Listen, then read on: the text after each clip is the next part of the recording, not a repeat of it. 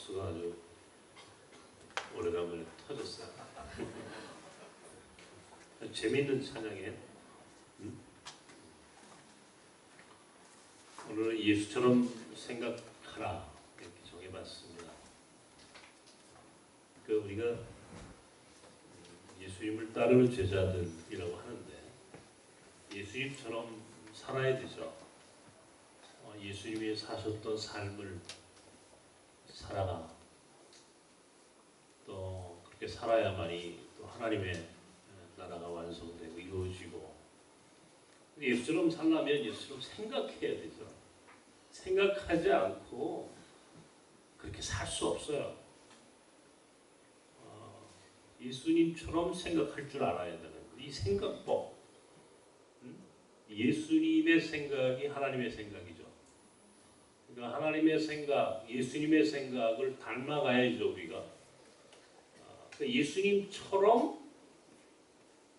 생각할 수 있어야 됩니다. 근데 예수님처럼 생각하는 삶이 쉽지가 않죠. 왜 제가 이 말씀을 오늘 정했느냐면 세상이 정말 빨리 바뀝니다. 엄청나게 빠른 속도로 변화하고 있습니다. 이 세상이 변하는 이 속도는 우리가 생각하는 것보다 훨씬 더 빠르게 바뀌고 있습니다. 경제도 그렇고요. 문화,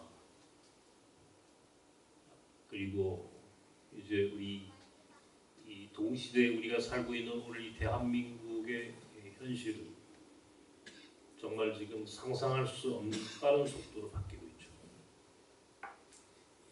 정치하는 사람들만 바뀌지 않고 지금 이 남과 북이 이 변화를 보십시오. 이 세계사적인 변화입니다. 세계사적인 변화. 그런데 가장 변하지 않는 사람들, 제가 이 엘빈 토플러의 이 부의 미래라고 하는 책을 아마 여러분에게 언젠가 소개를 했었을 겁니다. 그 책에 이 세상의 변화가 얼마나 빠르냐. 근데 빠르게 이 변해가는 이 세상에서 이 변화의 속도를 따라가지 못하면 소위 속도의 충돌이라고 하는 게 생긴다. 속도의 충돌. 그래서 가장 빨리 변하는 사람들은 이 기업하는 사람들, 돈 버는 사람들, NGO.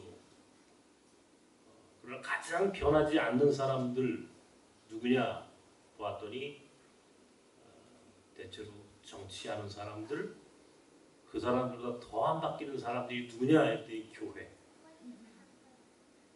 기독교인들이 안 바뀌더라는 거예요. 이 믿는 사람들이 너무너무 바뀌지 않는 거예요. 왜 그럴까? 왜 그럴까? 특별히 우리 한국 교회가요. 이 변화의 속도에 너무 둔감한 거예요. 민감한 게 아니라 둔감해요. 그래서 세상은 다 바뀌었는데 우리 교회만 안 바뀌었어요. 안 바뀌려고 해요. 안 바뀌려고. 그러면 예수님이 바뀌지 말라고 가르쳤나? 너희들은 생각을 바꾸지 마라. 성경을 한번 찾아보는 거예요. 성경을 찾아보니까 예수님이야말로 이 세상을 선도하신 분이에요. 앞장서서 바꾸신 분이에요. 요즘 말로 얘기하면 창조적인 혁신을 하신 분이에요. 창조적인 파괴를 하실 줄 아는 분이었다고. 그러니까 그 시대 2000년 전에 소위 유대인들이 가지고 있었던 관습, 그들이 가지고 있었던 이 고정관념의 틀을 완전히 혁파하신 분이 예수님이에요. 예수님처럼 그렇게 빠르게 창조적인 혁신을 해야만이 이 세상의 변화를 쫓아가는 게 아니라 이끌어 갈 수 있음에도 불구하고 우리는 바뀌지 않아요. 세상이 지금 이렇게 바뀌는데도 우리는 무언가에 탁 붙잡혀 있어요. 어떤 이 오늘 성경에 보면 율법에 혹은 어떤 이데올로기에 이 시대 정신이 굉장히 빠르게 바뀌는데도 불구하고 우리 한국교회, 우리 믿는 사람들만큼은 변화를 수용하려고 하지 않아요. 왜 그럴까? 예수님은 그렇게 바꾸셨는데. 보세요, 성경에. 오늘 본문은 이따가 얘기하겠습니다만은 예수님이요, 그 당시 유대인들이 가지고 있었던 2000년 전에 우리 이스라엘이라고 하는 땅을 한번 먼저 생각을 해보시라고, 상상해 보시라고요. 우리 성경을 아주 지극히 당연하게 읽는데 당연하게 읽으시면 안 돼요. 이 2000년 전에 유대인들이 살았을 그 이스라엘 땅을 상상하고 읽어야 돼요. 그 사람들이 가지고 있었던, 유대인들이 가지고 있었던 생각이 뭔가, 그 사람들이 어떤 생각을 갖고 살았는지를 한번 먼저 우리가 한번 생각해볼게요. 예수님이 성경의 사복음서를 다 보십시오, 여러분. 소위 예수께서는요, 그 시대의 유대인들, 특별히 예수님이 모든 인간을 참 사랑하셨잖아요, 그죠? 근데 유독 예수님한테 욕먹은 집단이 있어요. 누구예요? 바리새인들이에요. 예수님한테 늘 비판받은 사람들이 있었다고요. 바리새인들이에요. 유대주의, 선민의식, 소위 율법에 매몰되어 있는 사람들, 예수님이 용납하지 않으셨어요. 그러니까 항상 예수 앞에 늘 그 사람들은 비판의 대상입니다. 오직 자기들만 구원받을 수 있다라고 하는 이 선민 사상을 가지고 있는 사람들 앞에 예수님은요, 사마리아 여인에게 찾아가십니다.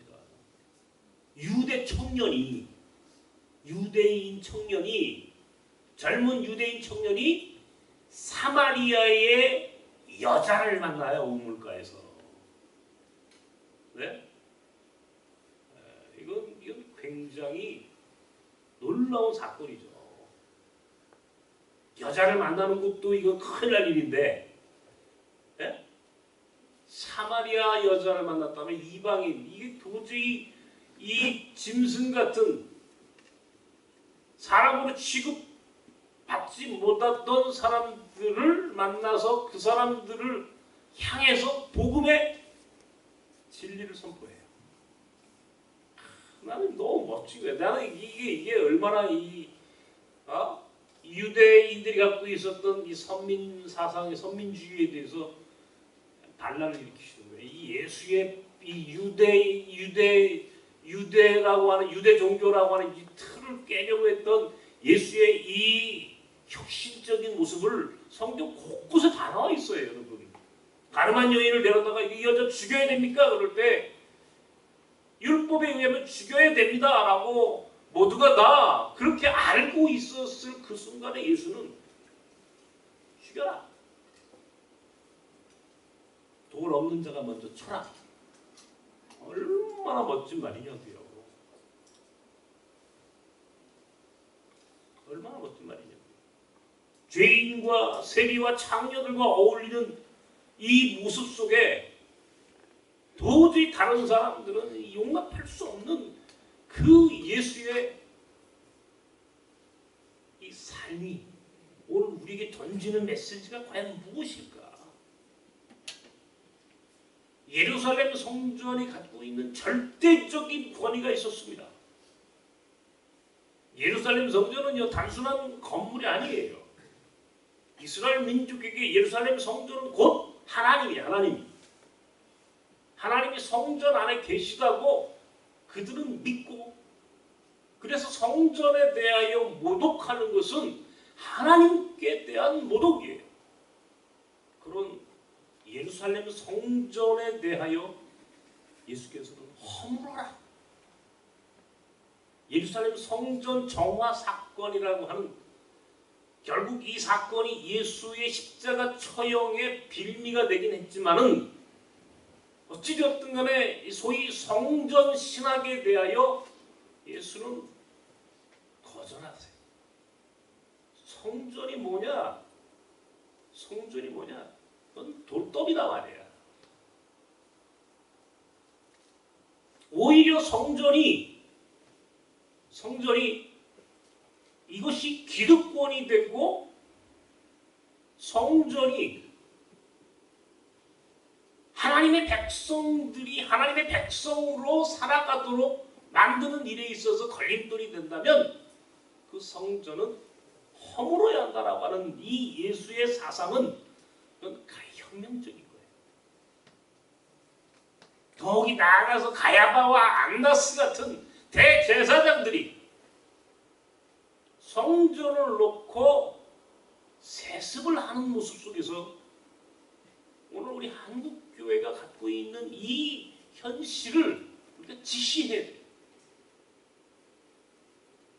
2000년 전에 예수의 생각을 2000년이 지난 지금 우리는 과연 따라가고 있는가? 따라가고 있습니까 우리가? 오늘 본문이 안식일 논쟁이에요. 여러분, 안식일날 예수님의 제자들이 밀밭 사이를 걸었어요. 밀밭. 그런데요, 배가 고팠어요. 제자들이 배가 고프니까 밀밭 사이를 거닐다가 밀서리 한 거죠, 밀서리. 자기가 밀서리 대표도 그러네. 서리라는. 그리고 그거를 비벼서 먹은 거예요. 배가 고프니까 안식일날. 그때에 예수님을 늘 쫓아다니면서 이 빌미를 잡으려고 했던, 꼬투리를 잡으려고 했던 바리새인들이 얼커니 예수의 제자들이 드디어 안식일 법을 어겼다. 요 말씀이 마태복음 12장에 똑같이 나옵니다. 소위 유명한 안식일 논쟁이에요. 안식일 논쟁. 그러니까 어떻게 해요? 예수님이 마태복음 12장에는요. 보란듯이 어떻게 하냐면요. 병든 사람을 치료해요. 안식일날. 그 자리에서. 안식일임에도 불구하고 바리새인들이 그 안식일날 밀밭 사이에서 예수님의 제자들이 미리삭을 쪼아먹는 것을 바라보시면서 예수를 비난하고 비판하는 그 순간에 그래? 한술 더 떠요. 그리고는 손 말린 사람, 소위 손에 문제가 생겨서 치료가 필요한 그 사람을 그 자리에서 치유해 주셨어요. 안식일날. 그리고 오늘 성경에 예수께서 뭐라고 말씀하시냐면 안식일이 뭐냐? 예? 소위 율법에 대한 본질을 그가 우리에게 탁 화두로 던지는 거예요. 율법. 법이 뭐냐 도대체? 안식일. 그래, 안식일날 아무것도 하지 말고 안식일을 거룩하게 지키라. 이게 창세기에 나오고 이게 이 하나님께서 이 천지 창조를 하시고 6일 동안 창조하시고 제7일에 안식하시면서 모든 하나님의 백성 이 피조 세계에 대해서 제7일에는 안식하라. 거룩하게 지켜라. 이제 소위 안식일법을 제정하셨다라고 하는 게 이건요. 우리 지금 이제 제가 늘 그러지만 우리가 장로님들 기도하실 때 안식일을 지키게 하시고 우리 안식일 지키는 거 아니에요? 여러분 아세요? 지금 우리 주일이에요. 지금 안식일은 금요일 저녁부터 토요일 저녁까지가 안식일이에요. 우리 안식일 교인이 아니죠. 우리는 주일을 지킨단 말이에요. 지금 썬데이는 주일이지 일요일이 주일이에요. 자, 예수님이 부활하신 날을 기념해서 주일을 지킨다라고도 하고요. 뭐 어떤 사람은 밀라노 칙령 이후에 소위 로마의 종교가 가지고 있었던 로마 종교는 이 썬데이 일요일 날 제사를 지내고 하니까 아마 그런 이유로 로마의 국가 종교가 된 기독교가 주일을 지키게 됐다. 뭐 어쨌든 간에 좋다 이게. 우리가 지금 안식일 그러는데 우린 지금 안식일 이 논쟁에 대해서 우리 조금 비켜 있으면서 이 안식일 논쟁을 들여다보는 거예요. 자, 안식일이 뭐냐? 율법에 대해서 여러분 율법이 거의 620여 개가 됩니다. 600개가 넘어요. 아니 이 율법의 종류가 레위기에 나오는 율법이 인간이 하나님의 백성이 지켜야 할 율법이 엄청나게 많아요. 600개 넘는다고요. 그 중에 하나가 가장 중요한 법 중에 하나가 법 중에 법이 안식일법이에요. 안식일법. 근데 예수님은 보란듯이 눈앞에서 안식일법을 어겨요. 바리새인들하고 붙었단 말이에요. 한판. 그리고 말씀하셨어요. 안식일이 뭐냐? 율법의 본질이 뭐냐? 사람이 안식일을 위해 존재하는 거냐? 안식일이 사람을 위해 존재하는 거냐? 다시 말하면 법이 사람을 위해 존재하는 거냐? 사람이 법을 위해 존재하는 거냐? 여러분 법을 지킵니까?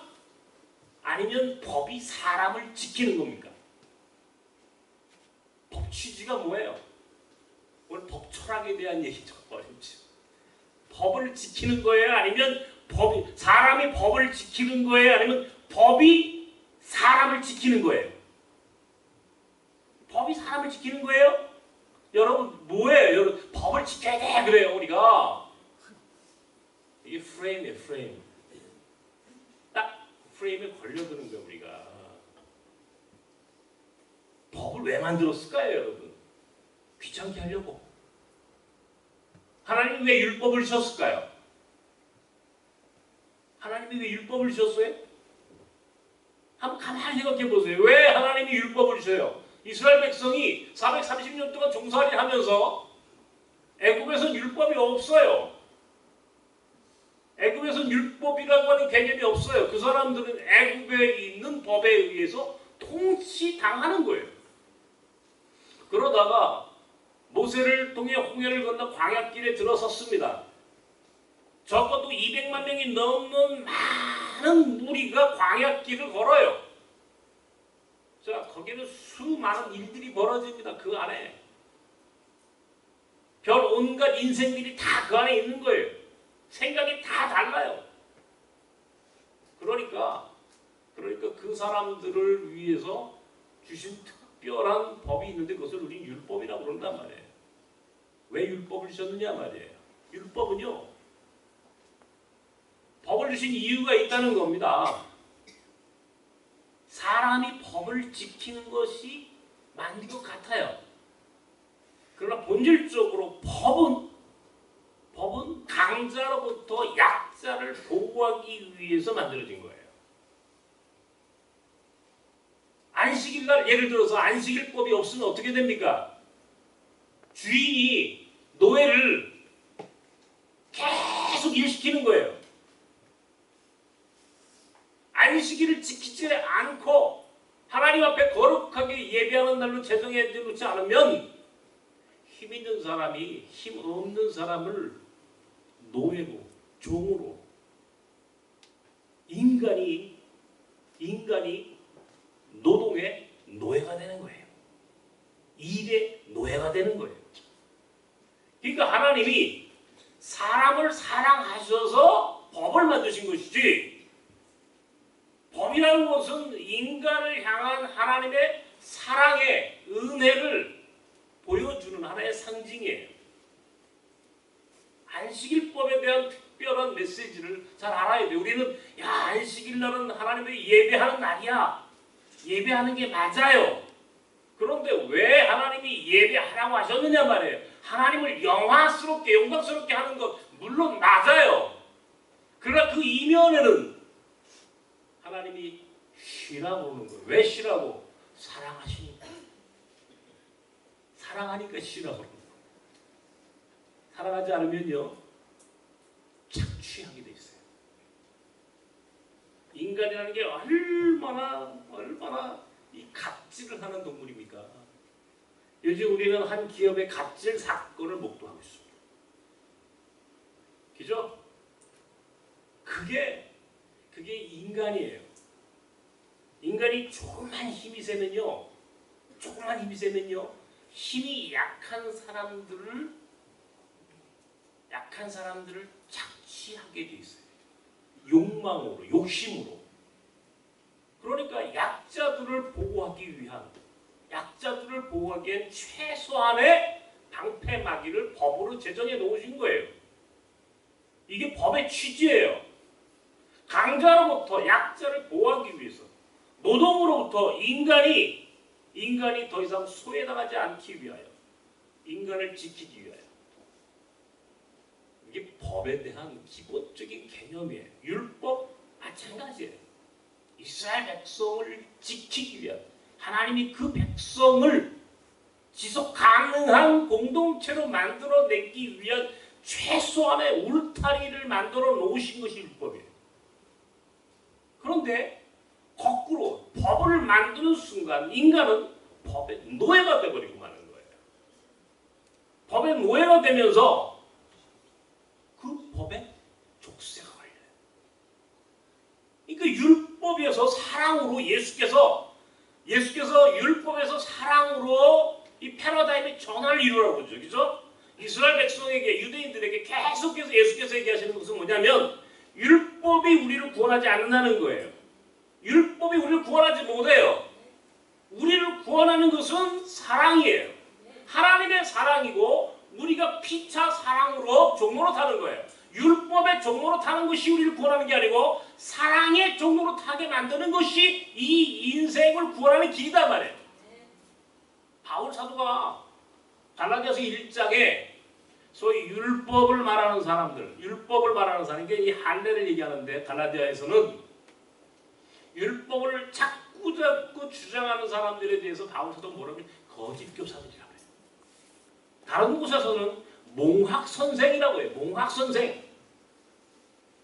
거짓 교사들이라고 얘기를 해요. 갈라디아서 5장 1절에서는 율법의 종로로 타지 말라 말이에요.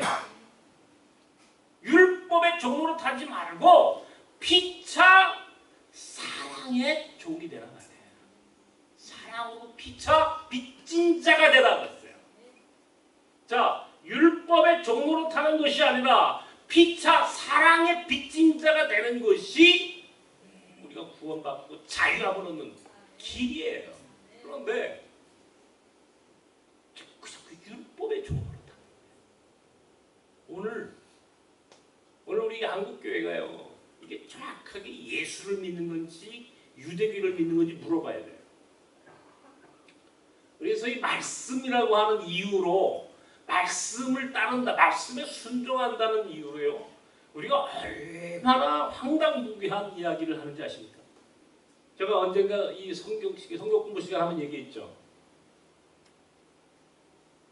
민수인가요?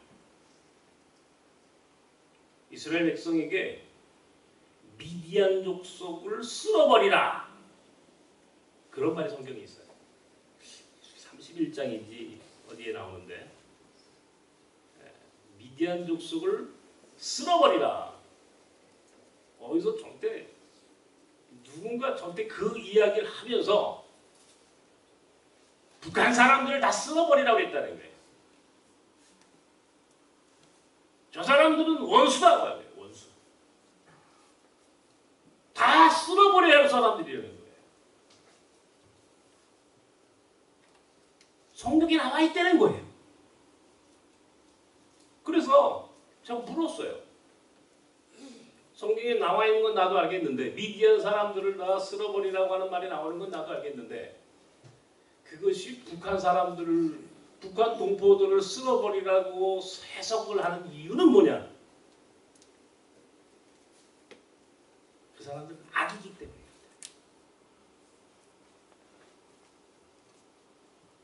이게 오늘 한국교회 가지고 있는, 이게 완전히 이 율법에 사로잡히고 뭔가 이 이 말씀의 진리 안에 있지 못하고요. 이 종교적인 도구마, 조작되고 만들어진 이데올로기에 종속당한 우리 한국교회.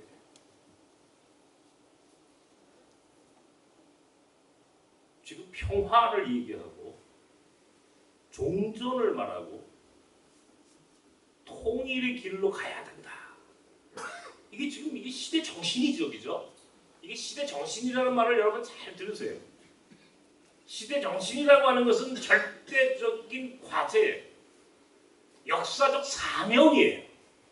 시대가 지금 그렇게 가야 한다라고 하는 일종의 당위성을 말하는 거예요. 해야만 한다. 해야만 한다.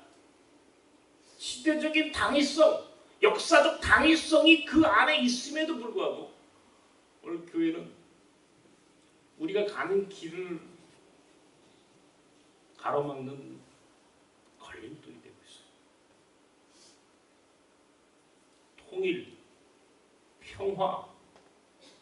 왜 교회가 반통일, 반평화, 반역사적인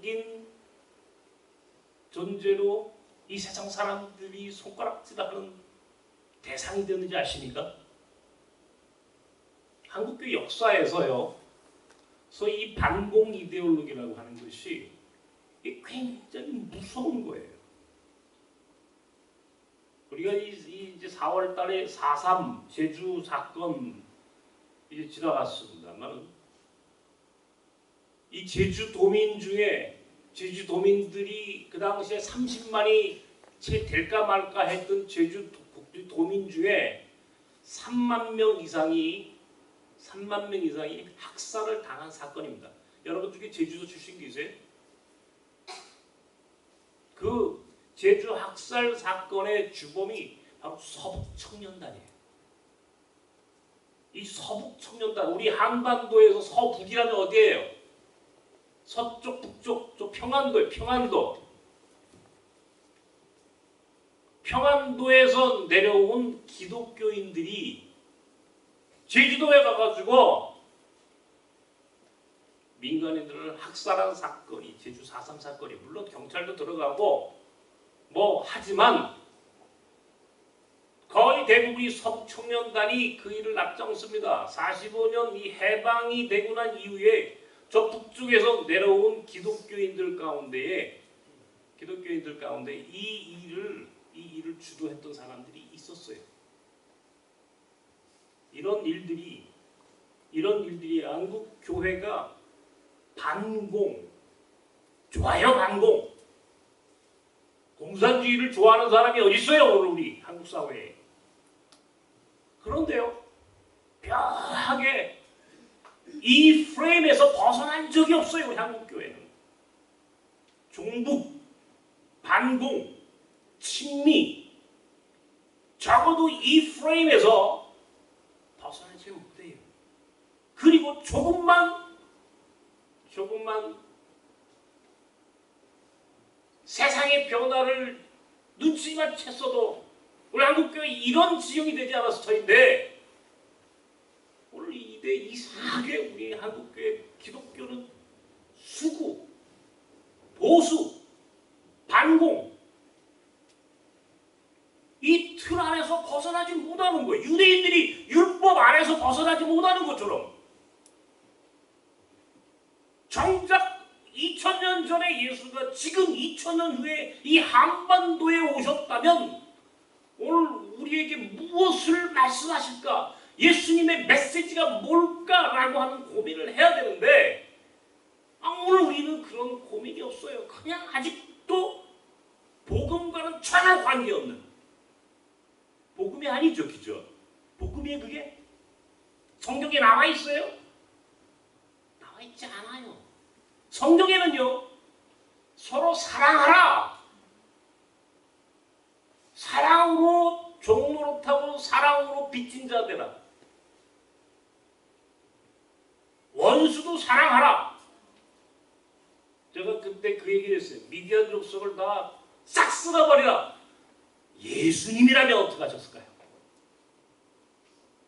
예수님이라면? 글쎄요. 묻더라고요. 어떻게 하셨을까요? 그랬더니 예수님이라면 그렇게 말씀 안 하셨겠죠. 예수라면 어떻게 생각하는지 물어야지. 성경이 있다고 성경을 거두절미하고 앞뒤 쭉쭉 다 잘라먹고 자기들 필요한 것만 딱 갖다 대고 성경에 나와 있다 이런 얘기야. 나와 있어요. 그런데 어떻게 하라고요? 그렇게 하라고요? No. 그렇게 해서는 안 되죠. 왜? 예수는 그렇게 말하지 않았으니까. 예수가 말한 대로 사는 게 기독교인이야. 율법대로 사는 게 기독교인들이 아니고 예수께서 가르쳐준 대로 사는 게 기독교인들이야. 그 율법에서 이 이야기한 걸 우리는 말씀이라고 얘기를 해요. 율법은 유대인들의 말씀이야. 우리에게 진리는 예수밖에 없어. 우리에게 진리는 예수의 말씀 외에 예수가 생각하셨던 그 생각의 방향을 따라가는 것이 우리 기독교인이야. 그런데 우리는 아직도 성경을 왜곡하는 것을 넘어서서 무지몽매한 해석을 갖고 그것으로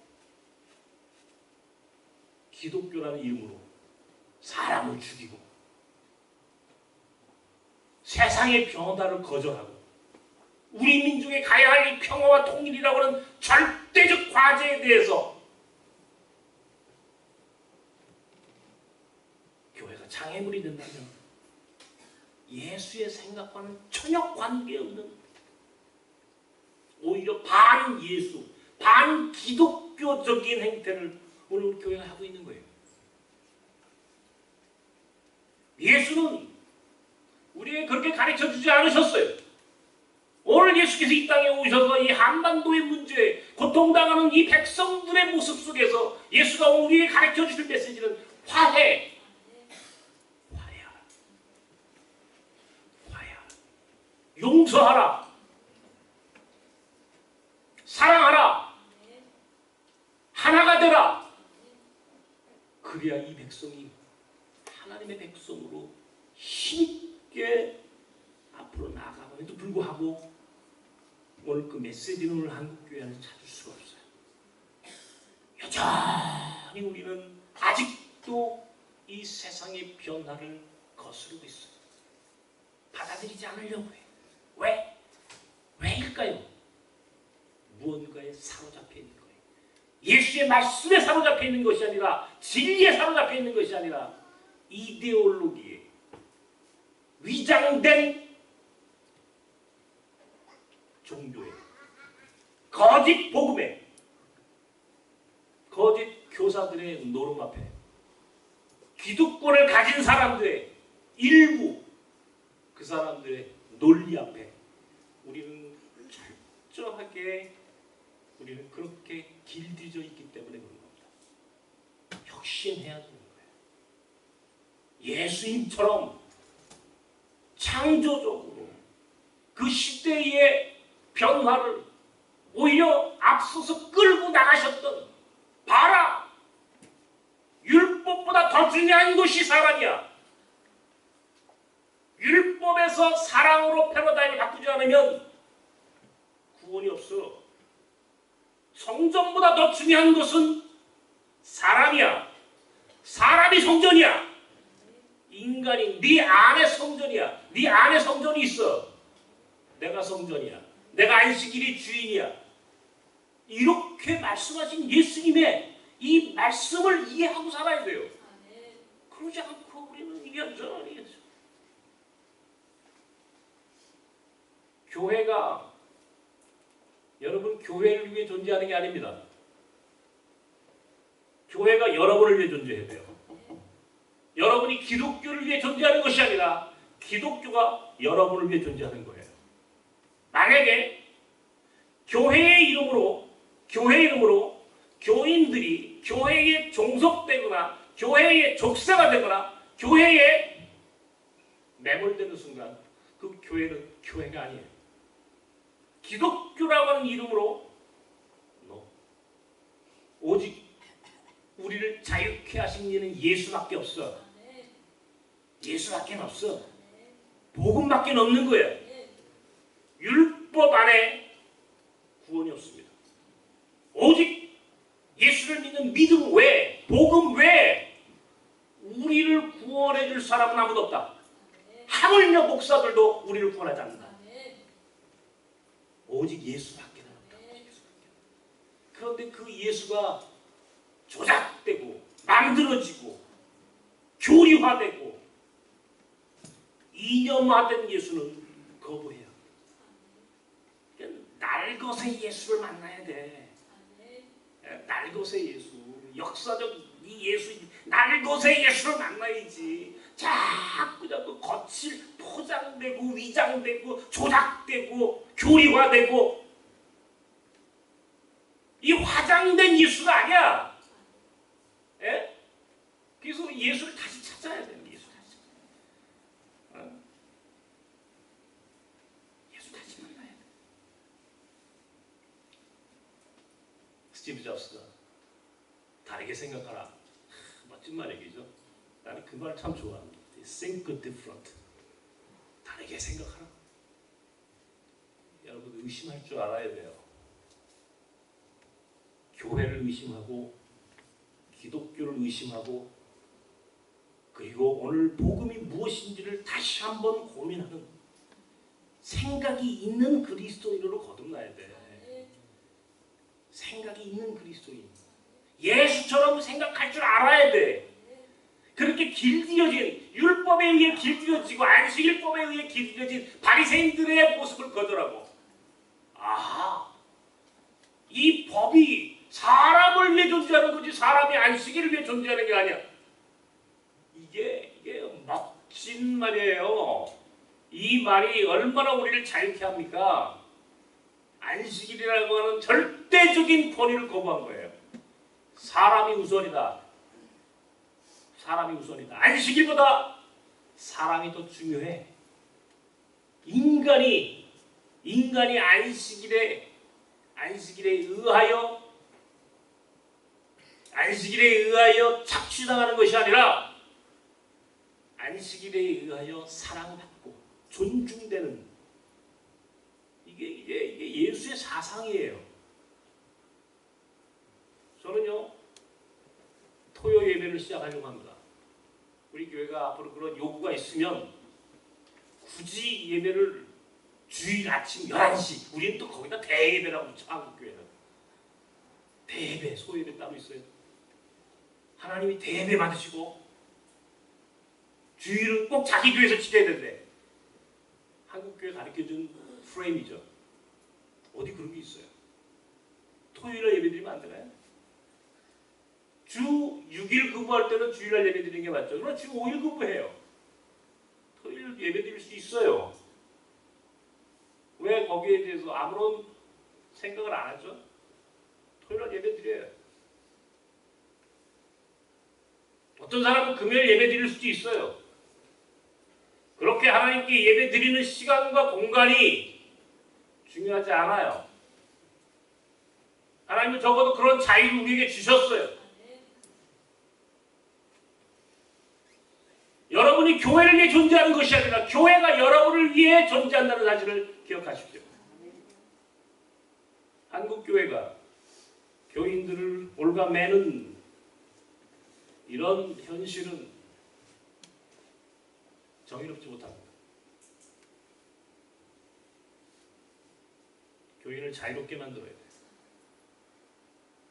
교인이 자유로워야 돼요. 여러분이 먹고 마시고 사는 일에 있어서 결코 어떤 율법적인